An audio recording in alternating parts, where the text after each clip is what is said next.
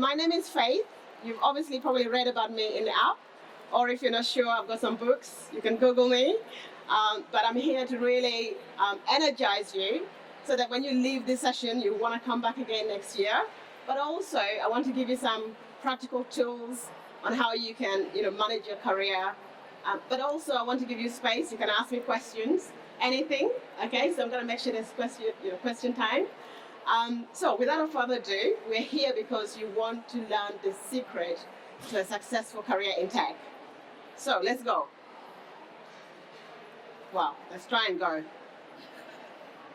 Okay, so my objective, and I hope it's yours too, is to feel inspired, empowered, and I hope you work in tech or STEM, but also you might just have your own business. So this is an opportunity for you to, to just sit still for about 30 minutes and to reflect on your own journey as I share with you my journey and some of the practical tips. My name is Faith, I've already said that. I work with companies to help them retain and advance diverse talent. And when I say diverse, I mean we're all diverse, okay? So it's just about helping employers really value their staff because they're your number one asset, and really to kind of equip them with practical tools and tips so that they can thrive in their careers. I'm an advocate for D&I, goes without further ado. And as you probably know, it's Black History Month. So who knew it was Black History Month in October? Okay, who has just learned that it's Black History Month? Right, okay. So I'm gonna tell you what Black History Month is about, but also the people that put their hands up, I'm gonna delegate the job for you to tell the others as well after. Black History Month is celebrated in the UK in the month of October, but it was first celebrated in the US. And the aim of Black History Month was to really bring into attention of everyone, the contribution of Black people, mainly in the US, but also now in the UK we celebrate it, and in the corporate we use it as a platform to really advocate for equity, inclusion, diversity. So it's a positive platform, and I've been celebrating it for 30 years. And the reason why I say 30 years is because 30 years ago, I arrived in the UK from Uganda. I won't spoil my slide, but so before that, when I was in Africa, there was no Black History Month. And for anyone from Africa, they would say, we don't have Black History Month in Africa. So that's a little bit about Black History Month. Please Google it, celebrate it. We're celebrating, the women this month. And I'm gonna go on to go into why you're here, the STEM, okay? I've already asked you, who works in STEM? Put your hand up, okay? Who is a business founder or owns their own business, okay? Do you feel successful in your career? Put your hand up. Do you feel unsuccessful? Oh, okay, interesting. Okay, so you want to know the secret, right? Let me share with you a little bit about my journey. I hope you can see that clearly. In terms of, that is my contact details. So if you have a phone, you can, take a screenshot of that, as I'm going along, or just later. Don't be distracted. But I wanted to share with you this because this shares a little bit about how my career has been. It hasn't been a straight line. It hasn't been like all upward. It's been up and down. But it starts off, I'm a bit scared to move, but I'm gonna try. It starts off when I arrived in the UK in '93 from Uganda. Imagine a 13-year-old arriving in the UK, very cold. The culture was cold to me, right? My schoolmates didn't understand a Black person. They were really racist towards me. But I asked them to give me a ticket to go back to Uganda, which they couldn't offer me a ticket. So that solved that problem.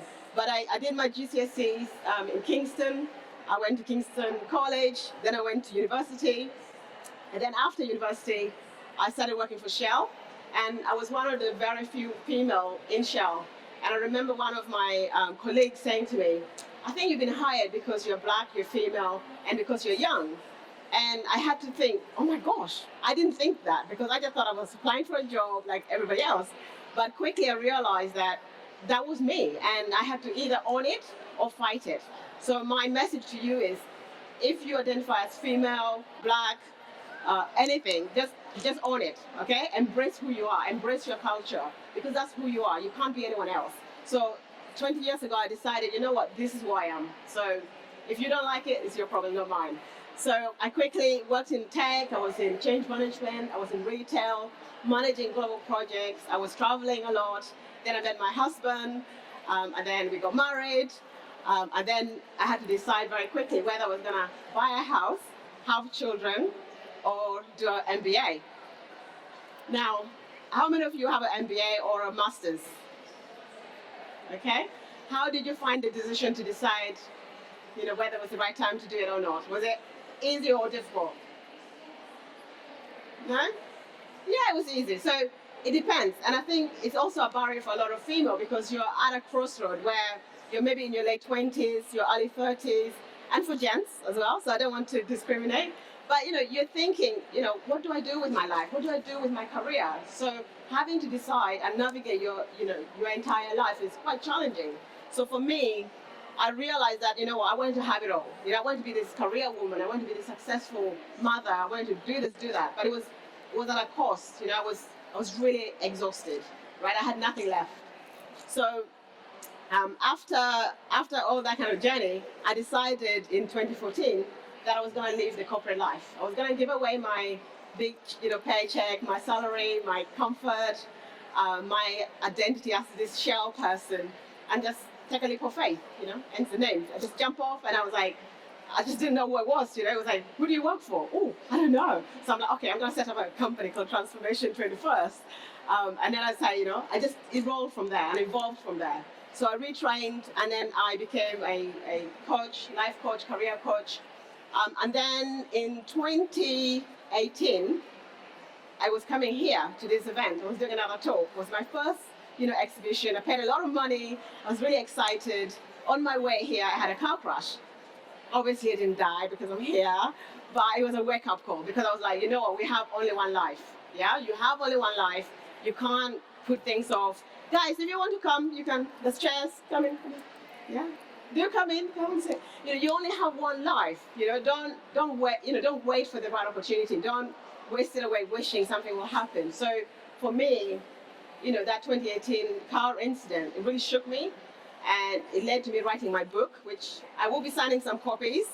I will be selling them, and I will also be giving some away. Okay. So at the end, if you have questions, you will win a book. But it led to me writing my book literally just one night. I thought, what, life is too short. I'm going to write a book, give people some ideas about how to be successful in their life. And then, obviously, we had the pandemic. I'm a mother of two. I was going to become a teacher before the pandemic, but I'm no way going to become a teacher now. It's very hard. It's very hard. But, so I'm here now, focusing on women in tech because, as you know, we're underrepresented. There's a lot of challenges. I have clients that can say to me, look, I want to stay in tech, but I'm really not happy. So what can we do? What can the organization do? And that's the bit that I try to operate in. Okay. Oh, very quickly then. So obviously all of this happened, and these are kind of like the values, or these are the things that are kind of underneath it all just kept me going. So having resilience, having faith, having a clear sense of purpose. So you just set my mind to something, I'm just going to do it. If I fail, I would have tried. I'm going to do it. And then having a support network. I wouldn't be here without people that have supported me, whether that's my friends, whether that's my mentors, my coaches, my sponsors. So it's really important, if you want to be successful, male or female, you have a support system. You can't do it by yourself. You could try, but it's very hard.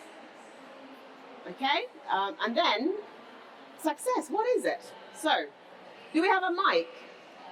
Do we have a mic? Can I ask questions? So, can someone tell me what they define success? Do you have any questions? I'll give you a book if you answer. Hey, okay. Right, let's get a mic. So for me then, I was thinking, people say success is money, career development, recognition, promotion, or time. But yeah? I would say it's health and the relationships. Excellent. Do we agree? Okay, you read a book. Excellent. Okay. For me, it's like peace of mind. Yeah. The peace that you can do whatever you want to do whenever you want to do it. That's success. Excellent. Excellent. Okay. We have 3 more and then, You also get a book. I'll sign it after. For me, it's just being really passionate in what I'm doing. Yes. And actually having motivation to do it every single day, even if it comes with challenges. Yes. But just to wake up and be like, I love what I'm doing right now. Yeah, excellent. Okay. For me, it'd be progression. I want to progress in what I'm doing. Yeah, wonderful. Yeah, excellent. You get a book? They are for sale as well. Okay. Yes, you know. Sorry. But it's progression towards a worthy goal. Slow progression, fast progression. You're going towards a worthy ideal. Yes. A worthy goal, whatever that is. Yeah. That's what you want. Yes. That's what success can be. Okay, fantastic. Thank you. So as you can see from just 5 people that we've asked, success is defined very differently and is unique to each person. For me to attempt to give you the secret, it might not work for everybody, but at least I want you to start thinking about your own success right now, where you are in your life, in your career. Do you feel successful? Because if you don't, what are you going to do about it, right? Who do you need to help you get that success? Yeah, so it's really important. And success, as we said, is not just the material, the materials. It's something a bit more deeper than that. Yeah. Okay. So going back then to the stems, why we're here, right? These are barriers and challenges that we hear about all the time. I'm not going to start giving you stats. I'm not going to start telling you where the report came from, because I know from my own experience and the experience of the women that I work with, they have these things. Yeah, they have self-doubts, they have lack of confidence, they have imposter syndrome, discrimination. And I don't want to just say discrimination because of race or gender. It can come in all forms and shapes, and it can also just be even beyond the UK. So I manage a project in Germany, for example. I had my own preconceived ideas, thinking, oh my gosh, I'm a female, and I went in there, and I had the best teams. They were really kind, they were lovely. So I think sometimes you also have your own kind of biases or perception before you even encounter the environment or the situation. Yeah, but these things can also hold you back, and it can be also a barrier that you have to overcome. There's also the perception that there's glass ceiling. Now, not in all organizations, but women, that I work with, they have said to me, I don't think I can progress any further in this organization. I have to leave if I want to, progress. There's burnout and overwhelm.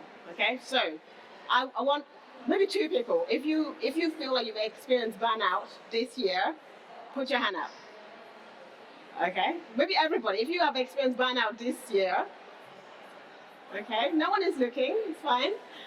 Okay, so it happens, and even me, I have, and I thought actually if I, ladies, you can come in. I thought if I run my own business, I can just be my own boss, and no, it doesn't. It's actually harder when you got your own boss. You're constantly thinking, you're constantly, saying yes, and hustling is really hard. But we have this burnout, and I think because of tech, the environment that it is in, change is quite fast.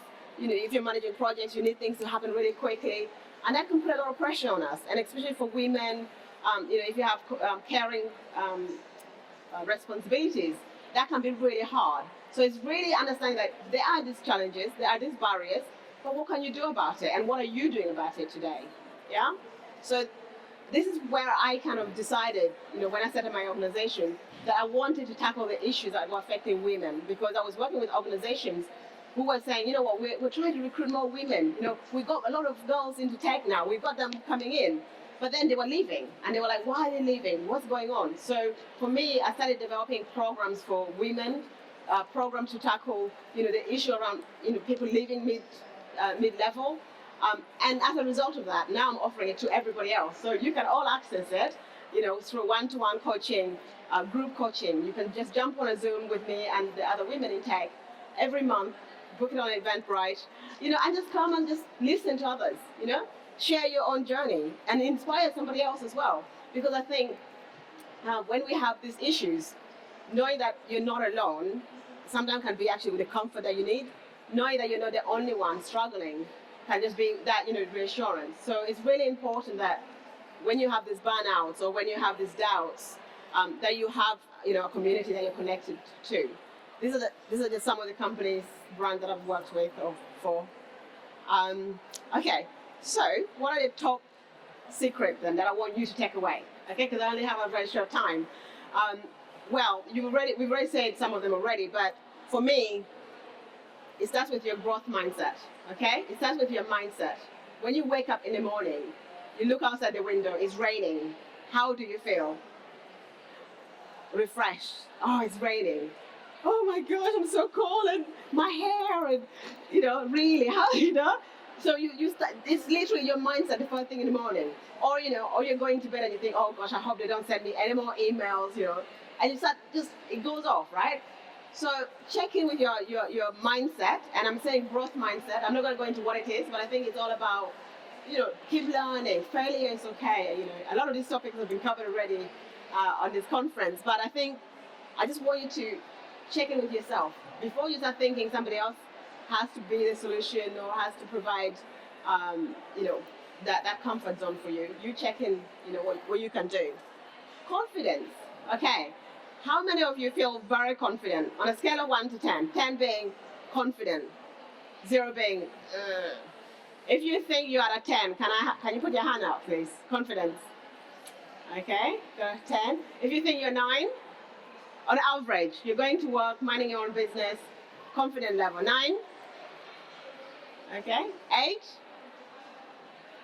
Good. 7. Okay, great. 6. Okay, 5. 4. You can see me after. Okay, if you think you're 4, 3, 1, come and get your book at the end of this, and I'll give you some tips on how you can get your confidence back up where it needs to be. Okay, your confidence is just a muscle. Honestly, we're not born with confidence. I mean, I've got 2 children. When they arrived, they didn't have all the confidence. I have a boy and a girl. But one is introverted, one is extroverted. They're both confident, but in a different way. So one of the things I do with my clients is that I give you a tool to understand your personality type, to understand what kind of environment you thrive in, right? I'm very confident, but when I was working in a tech and I had a lot of male colleagues who just did not listen to me most of the time, my confidence just went down to the floor. I could not really speak because I was always thinking, oh, am I saying the right thing? What are they thinking? And you're just constantly doubting yourself. So I think understand that your confidence, you can do something about it. You can increase it. You can, there are things, the tools and techniques that you can use. Keep learning. You're here, right? What have you learned? What are you going to apply from this exhibition into your career or your life, right? Keep learning. Use the tools that you have online. Connections. I hope you've been building lots of network. I hope you have taken everyone's name and you've connected with them on LinkedIn, because you need it. You don't actually know, but you need those connections. Yeah. And also adaptability. You're in tech, right? When I started my career 20 years ago, we were told, women don't code, don't worry. But look at here, we had 5,000 people showing up. Most of them women, most of them are coders, right? So things actually do change. So you need to also keep changing, right? You need to keep adapting, and that's the only way you can be successful in your career or in your business. Right, I don't know how long I have. How long do I have? I've got 10 minutes. Gosh, I'm talking too quickly. I'm talking too fast. I'll slow down. Right, okay. If you don't have a group that you belong to or a tribe, please try and find one. It doesn't have to be mine, but find one, okay? We're all human beings. It's not about being female. As humans, we have to connect. And I believe that after the pandemic, we lost some of our social connections, and we need to get that up again. So try and build your connections. I've already mentioned, you can connect with mine if you have time. And then just quickly then, I'm just going to kind of go back in kind of what I've already said. Have that growth mindset. Be confident, right? Every day you wake up and you say to yourself, I am confident, I am confident. You will become confident, right? When you watch the athletes, I think Muhammad Ali is my favorite, I am the greatest. And I did think about coming here telling you that I was the greatest coach in the UK, but I thought maybe you might Google and find out I wasn't. But I don't know who is, But I just tell myself I'm the greatest, I'm the best, right? And then I just feel like it. So try that. If you're not sure, try for 30 days, right? But the other thing actually I could give you as a tip, ask 10 people to describe you in 5 different words. Okay? So all of you, when you go home and work, find 10, even 20 people. Choma is here, she can testify to this exercise. Find people, just say, give me 5 words, how you describe me if I'm not in the room. Okay? Because we're talking about your brand. We're talking about how people see you. You want to get that feedback. And they'll give you, no one gives you negative feedback. I mean, some of them will. And you'll think, yeah, I don't really, I don't need to listen to that, right? But honestly, if your confidence is a bit low, find people that can say, you know what, you're really a trustworthy person. You're really kind. And then just wake up in the morning and say, well, I'm kind. I might not feel confident. I'm a kind person. And you start to feel positive again. You're already here in the development. And then faith and courage, right? I don't mean it from a religious point of view, but I mean it from a point of view that we live in a very negative environment. For me, I feel like, there's war, there's this, there's all sorts of things happening that it can just zap away that positivity that you have. So try and feel hopeful. Even if you're in a job you hate, try and think, why am I in this job now? Okay, it pays my rent, it pays my holiday. Okay, I'll be grateful. But what am I doing to get a better job? Yeah? Don't feel stuck and frustrated. Yeah? Try and see what is within your control. And then I think I'm nearly at the end. I'm doing really good. I'm impressed with myself. Normally I run out of time very quickly. Okay, so I want to give you a chance to ask, 1 or 2 questions. So if you have a question based on what I've said, or anything you want, could you just ask the question, please? Yeah? There's a mic coming. If you could go back in time, yeah, what would you do differently? Ooh, how far back would you say? Based on that diagram I showed you. Maybe when you started your career, shall? Yeah. I think, when I started my career, I was actually pretty good. So I'll give you an example. There was a situation where I found out I was being paid less than my male colleague. We were on the same program, and I found out he was being paid more than me. Now, most people would have been like, oh, that's really bad. I just went straight to the VP. I'm like, are you aware that you're paying some people less than the other people? So I was quite fearless, I think. But I would say the time I could go back to maybe when I had my daughter, and I really wanted to be a mom more than just showing up at work. And I wasn't really doing both very well. I was really tired. She was breastfeeding every 2 minutes. It was a horrible experience. It was wonderful, but no, it was very tiring. Something I couldn't do was I couldn't ask for a flexi work. Because I was like, oh, well, it's going to affect my career opportunity. I couldn't leave when I should have been leaving work because I was like, oh, they're going to judge me. So if I could go back, I would just do what I wanted to do. And that applies to everybody. It doesn't matter what your situation is. Don't spend more time in people's head thinking what they're thinking than in your own head. If that makes any sense. Yeah? You get a professor. Any other questions? Yeah, sorry. When you find yourself kind of catastrophizing things, yes, do you have any hack, any I don't know, routine, something that helps you stop that kind of spiralizing in your head? Because as a business founder, I find myself a lot of time kind of catastrophizing things, even if they actually don't are. Yeah.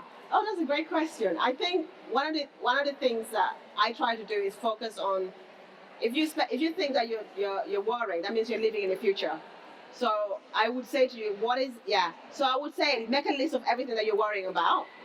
Try not to do it a lot before going to bed because then it will keep you awake at night. So maybe wake up in the morning, go to a cafe or get someone and say, look, you know what? I'm just thinking, and it might be, some people are very intuitive. Some people have the gift to kind of see the future, and it seems scary, but it could actually help you do even better, right? So don't think of it like, oh my gosh, I'm just worried and I shouldn't be worried. No, what is it? And can you control it? Can you influence it? Yeah. So for example, I'm worried my business is gonna run out of money. Well, I better start selling more books. I better, increase my price. I better come to networking events. No, I'm just kidding. But try and think, what can I influence? Yeah. And you can't control the future, so try and stay now. Yeah? Or have a plan. Okay, you get it. Like one more last question, then I think I've got 1 minute to wrap it up. I was going to ask, how did you overcome and deal with those situations where you were dealing with just a lot of dominant males in a work environment, and kind of, how you got past that? Ooh, that's a good question. So what I did was, I realized, so in my team there was 25 of us. That's a good question. So there was, I was quite junior, so it's a little bit different, but I'll share my experience, and then I'll share the experience of my, some of my clients. I won't name them because obviously privacy, but I can talk to you about what they do because they're like senior leaders or executive or, So my situation was, I realized that I had to join the boys club. I've got 3 brothers, so it was very easy. They're younger than me, but I'm quite, I'll talk football. Like I'll talk about, Man United. I even played football. So you either become a part of the team, or you adapt, or you just say, I don't do football, I don't go pub. So it's a bit different. But I think what you could do is you can find your network. So I joined the women's network. So then I was more with lots of women, so it didn't really matter that my team didn't have women in the team. But if you're like in a senior level and you just can't see anywhere else, like there's a female, it is an issue. And it's something that you need to bring it up, with your management. You could do it in a joking way. Oh, well, our D&I strategy, gender, But it can be quite detrimental to your career. And you can see if it's actually impacting your career negatively, then you do need to think about seriously if that is the right environment for you to strive. And I'm being really, because you don't have your whole entire career to be unhappy. Yeah? So I think you've got a book already.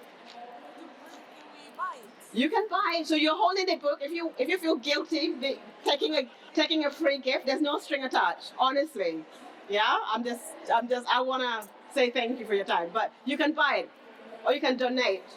The school. I also support a school in northern Uganda. So okay. Black History Month again. Yay! And then this is my last slide. So please connect with me. Connect with each other. I look forward to seeing you. I've got events coming up tomorrow for Black History Month, and you're all invited to it. It's in the evening. I'm also hosting group coaching.